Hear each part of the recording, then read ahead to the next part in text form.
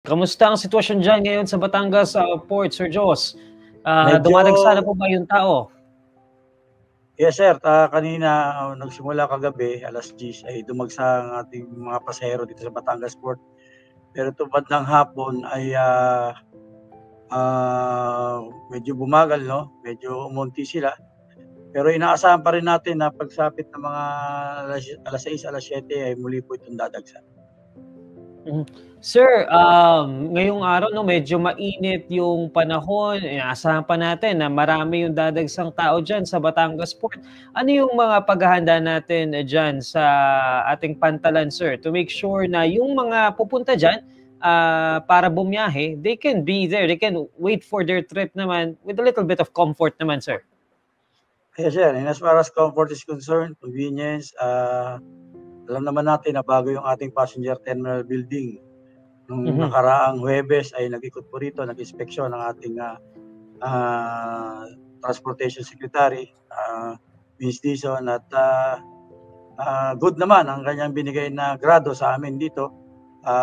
Pati yung ating mga palikuran, ang aircon, malamig, may libreng tubig sa loob na basta meron lang po kayong lalagyan, may charging station, may breathing station, mayroong prayer room, kompleto po yan.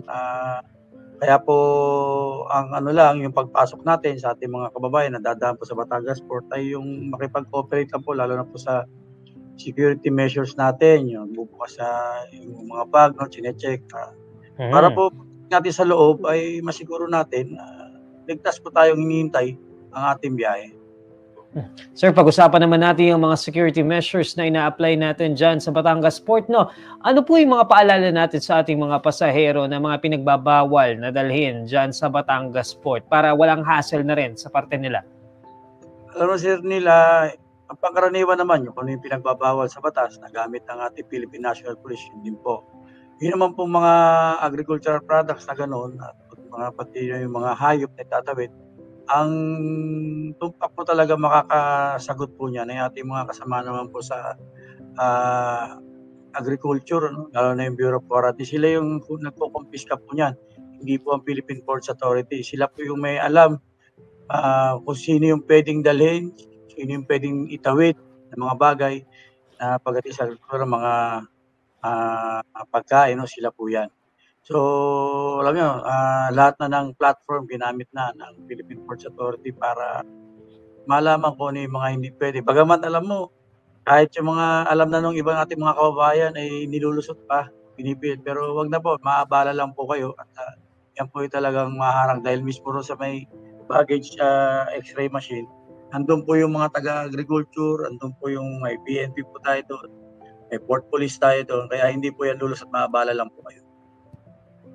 Sir, may update ba tayo doon sa reported na mga stranded na pasahero papuntang Romblon dyan sa Batangas Port? Ano na po yung aksyon na ginawa natin para sa kanila? Wala na po yun. As early as last Monday. Actually, hindi ko nga matawag na stranded yun kasi may biyahe naman talaga yung barko. So happen na napuno yung isang barko. So isang beses lang kasi ang biyahe ng barko na yun, papuntang Udjongan, yung Tablas Island. So kinabukasan, naisakay po silang lahat. Naitawid na po, wala pong kung stranded. So wala po tayong stranded dito. Okay po. Sir, isa sa mga binabantayan natin kapag dito sa ating mga port, yung lagay ng panahon. Kamusta po yung inaasahan natin na lagay ng panahon at handa po ba tayo kung sakali man po na magkaroon ng konting problema sa ating weather?